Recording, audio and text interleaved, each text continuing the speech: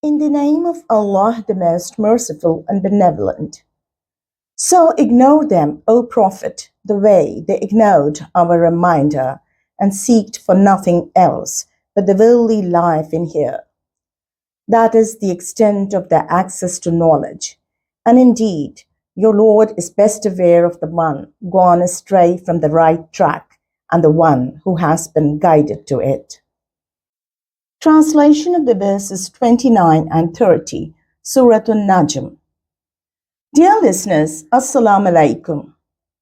In these verses, our Lord is guiding our Prophet to ignore and leave those alone who are least bothered to listen to what has been revealed and instructed to them, and turn away from even his remembrance.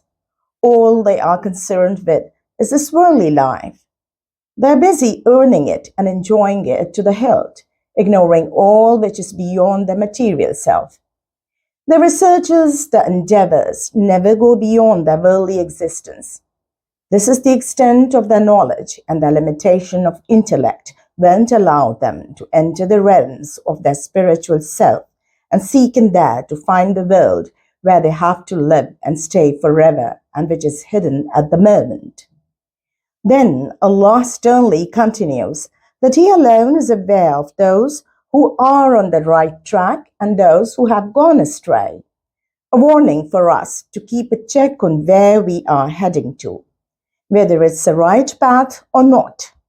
May Allah guide us through and through. Amen. Take care till the next time.